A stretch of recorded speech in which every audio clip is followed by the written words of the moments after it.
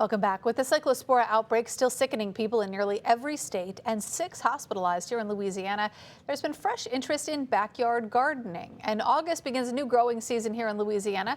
We talked with LSU AgCenter statewide vegetable specialist, Dr. Christine Coker, about what's in season and how you can get started.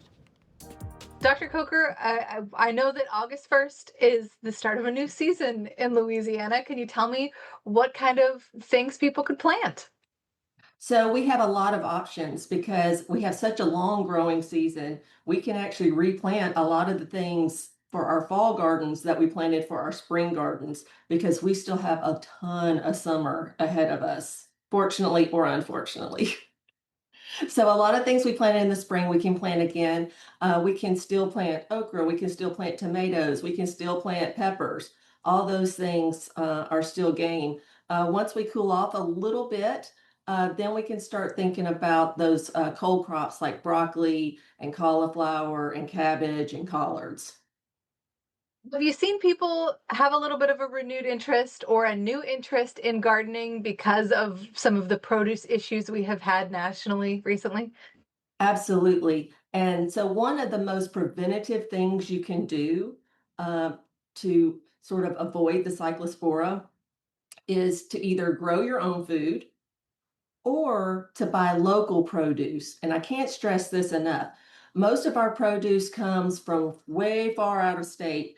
And the more steps that produce goes through, the more opportunity it has to be contaminated and the more time it has for that parasite to reproduce. So if you can buy local, it's gone through a lot fewer steps. So local or backyard, those are your best bets. So, to make it clear for those who may have questions about it, if you're growing it or if you trust the person who is growing it or handling it, chances are you are not going to get a parasite from that vegetable. This is not inherent with all lettuce or all vegetables that are being grown right now. Absolutely not. So a lot of times what happens with these kind of produce outbreaks is that it happens during the washing and processing steps. So that's why we're seeing it with like these pre-cut mixes and pre-prepared mixes. And that's not what you're going to find at the farmer's market or even buying local produce at your local grocery.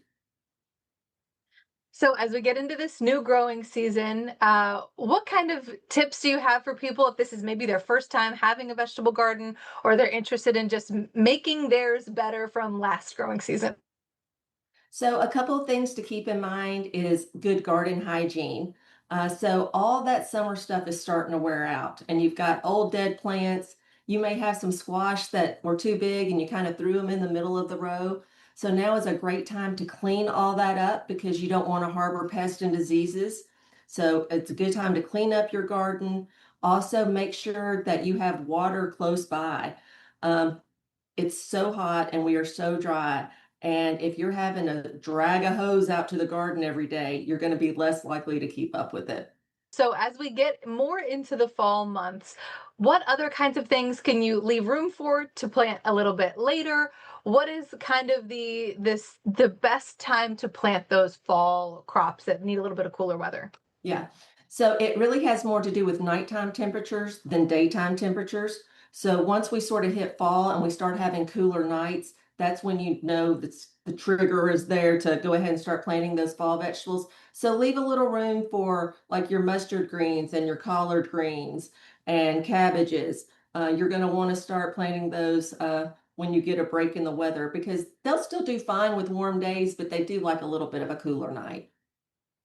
That's interesting. I always thought that it was the sun during the daytime hours that torched everything, but it seems like the nighttime is when they just need a little bit of time to recharge. They need a little rest, sort of like we need a little rest. And when it's just hot 24 hours a day, it takes a toll on everybody. I believe that. All right, Dr. Coker, thank you so much. This You're was great welcome. advice.